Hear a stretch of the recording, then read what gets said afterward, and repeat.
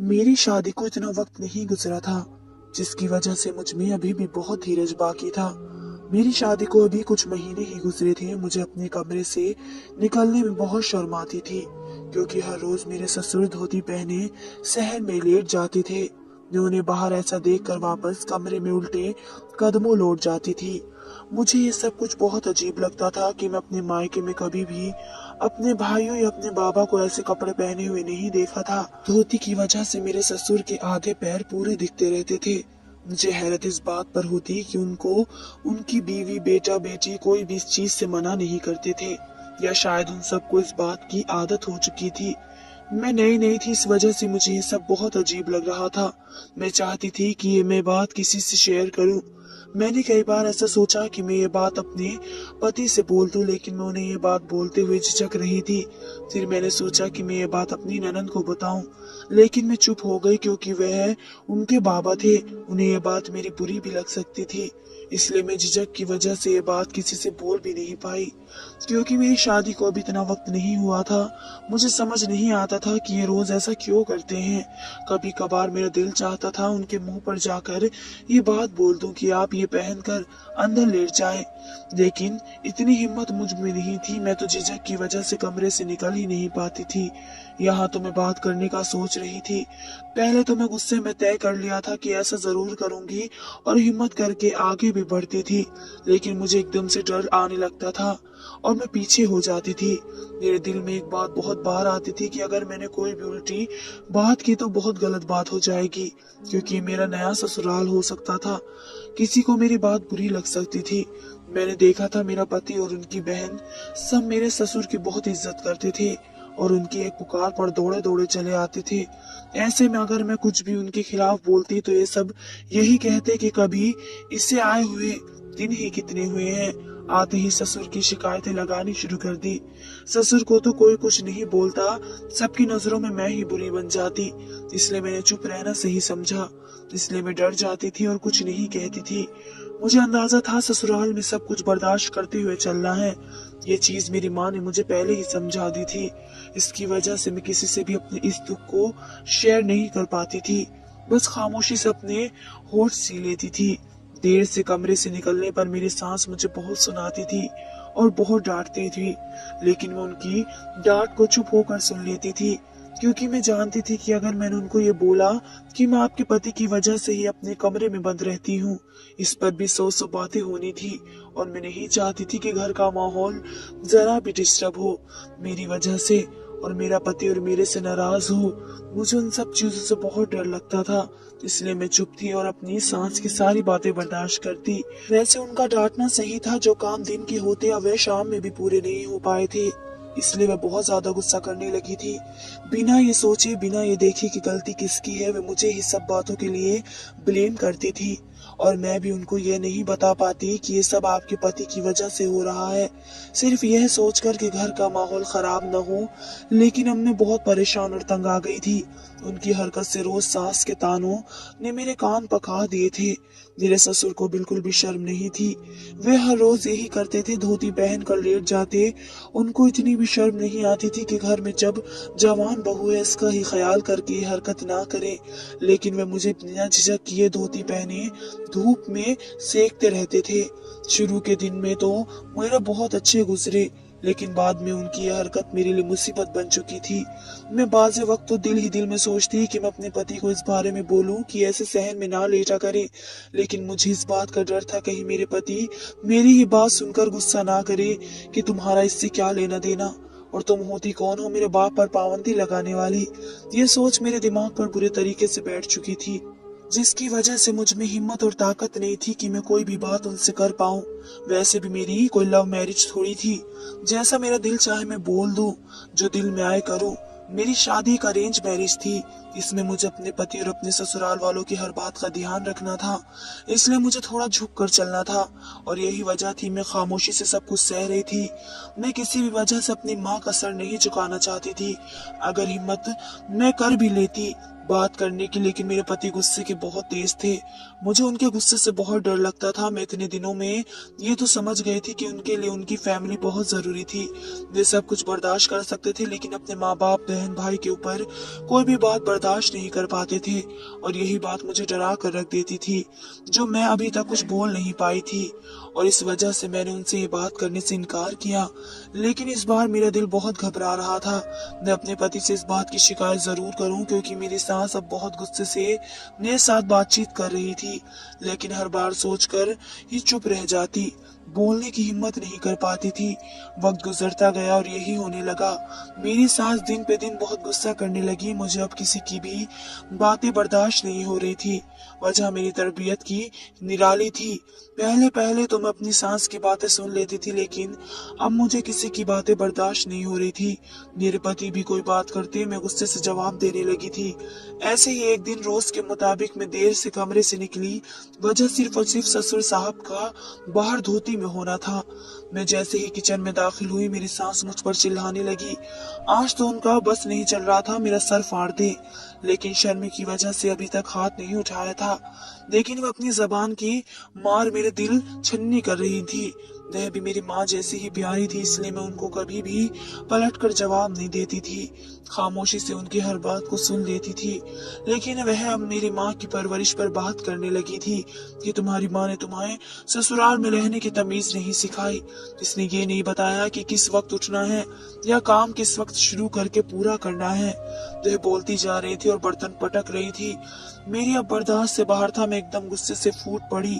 कोई भी औलाद हो अपनी माँ के लिए इतनी तौहीन बर्दाश्त नहीं कर पाती। इस तरीके से मैं भी नहीं बर्दाश्त कर पाई थी और गुस्से में उनसे बोल दिया, मेरी कोई गलती नहीं है। मैं वक्त से पहले आपको इस किचन में नजर आऊं, लेकिन ससुर जी की वजह से मैं कमरे से बाहर नहीं आती हूँ। उन्होंने मेरी तरफ देखते हुए हैरानी से लहजे में कहा, क्या मतलब है तुम्हारा? मैंने कहा, आपके पति धोती पहनकर बाहर बैठ रहते हैं, जिसकी वजह से मुझे शर्म महसूस होती है और मैं बाहर कदम नहीं रखती हूँ। उन्होंने मेरी बात सुनकर कहा, इसमें क्या बड़ी बात है, वे बस धोती में तो होते हैं, इसमें शर्म की क्या बात है? मैं फौरन बोली, इस बात से आपको कोई फर्क नहीं पड़ता होगा क्योंकि वे आपके पति हैं, लेकिन वे मेरे लिए एक बाप के जैसे हैं और मुझसे ये सब बर्दाश्त नहीं हो रहा है।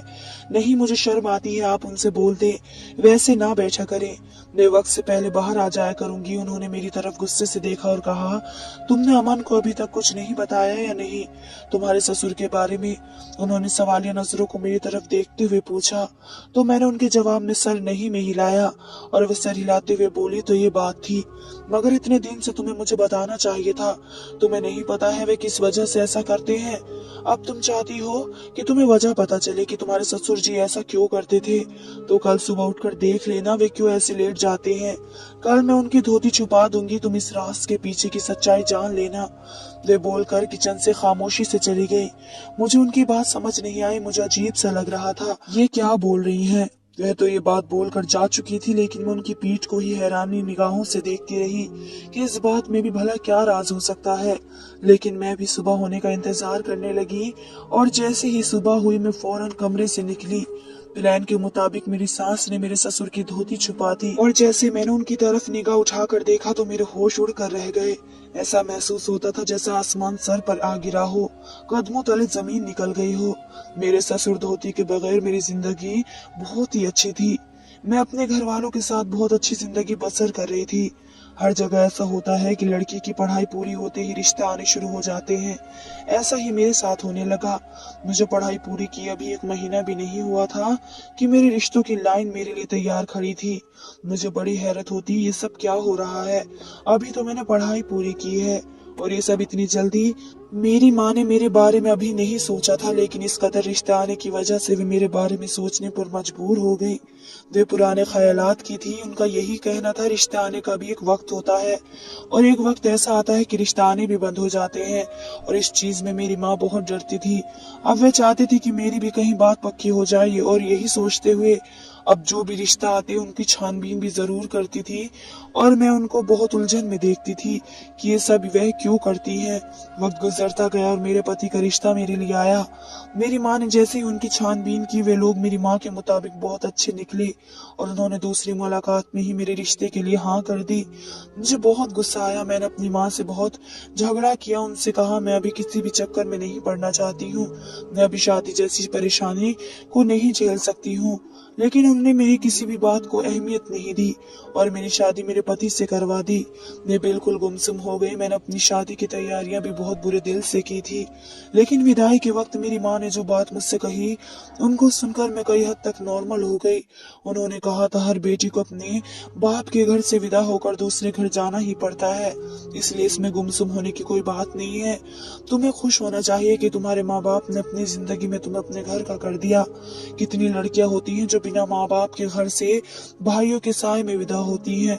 तुम तो खुश नसीब हो जो तुम्हारे बाप तुम्हें अपने हाथ से विदा कर रहा है, और तुम कौन सा हमारे लिए मर जाओगी या हम तुम्हें थोड़ी भूल रहे हैं। यहाँ से डोली उठ गई तो अर्थी पति के घर से उठेगी। तुम आती जाती रहना जब तुम्हारा दिल चाहे। मैं माँ की बातें सुनकर कहीं हद तक रिलैक्स हो गई और खुशी खुशी घर को आ गई।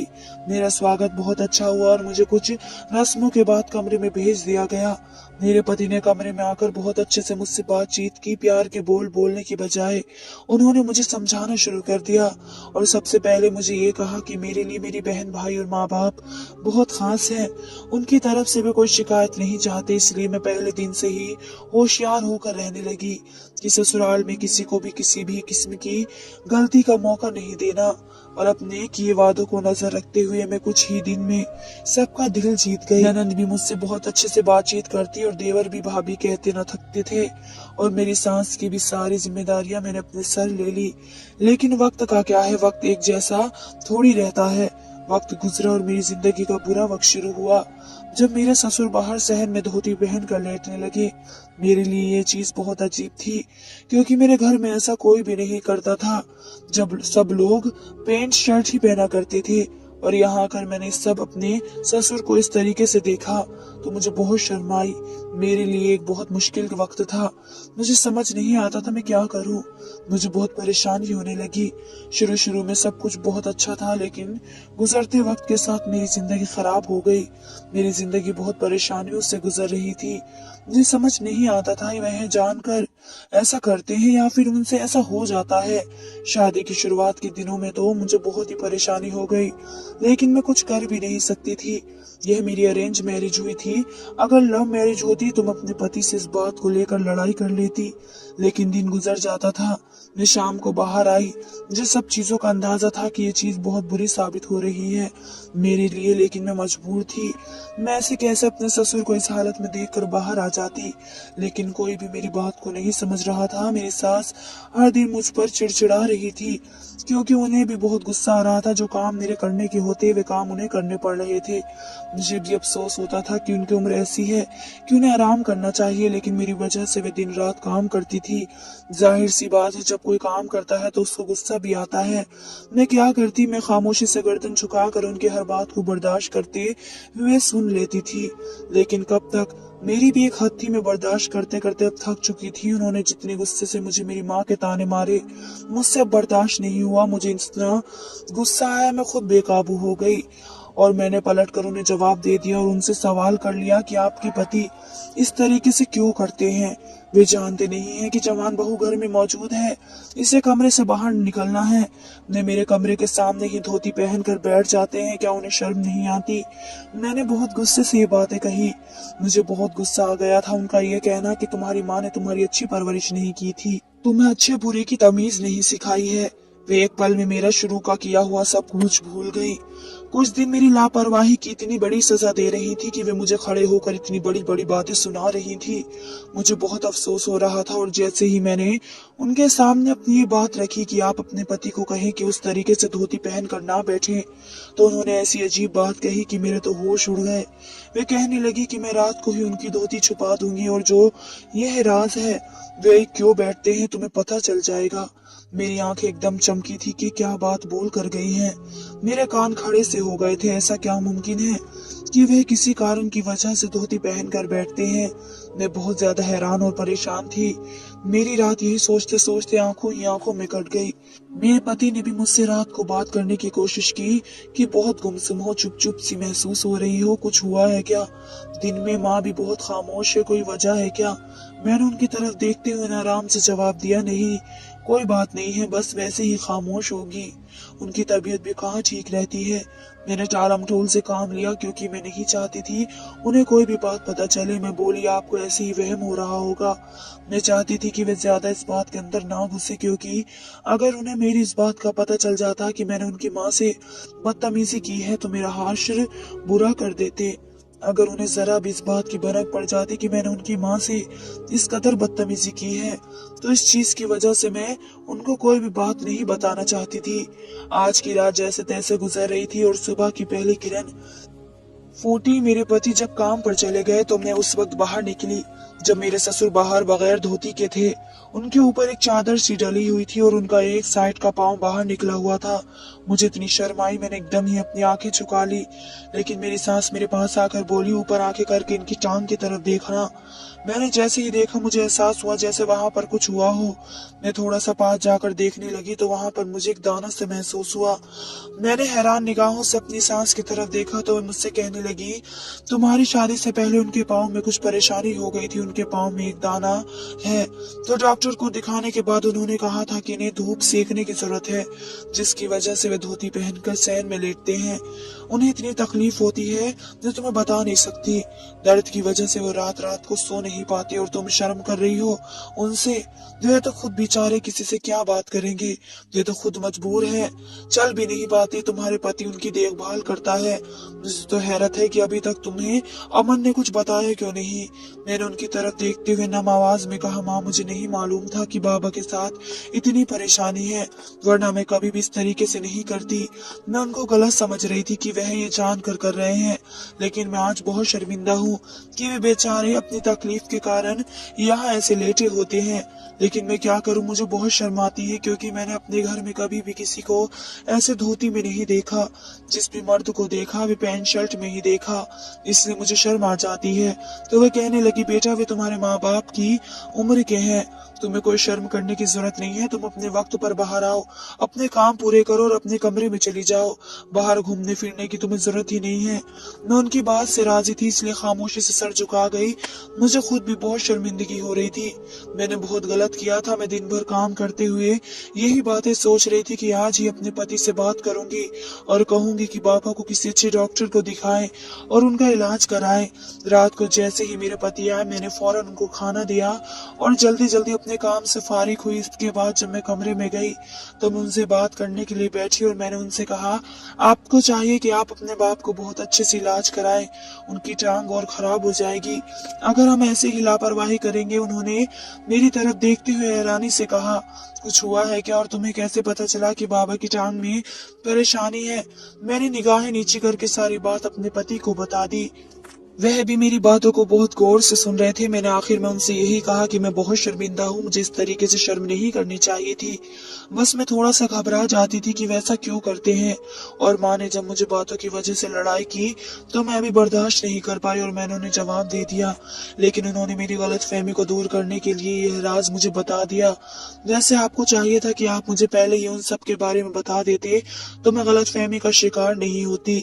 मेरे पति ने मेरी सारी बातें सुनकर सिर्फ इतना कहा कि मैं तुम्हें इसलिए नहीं बताना चाहता था कि मेरे पापा का मसला था और जब से बाबा चलने से बेजार हो गए हैं वे बहुत एहसास करते हैं।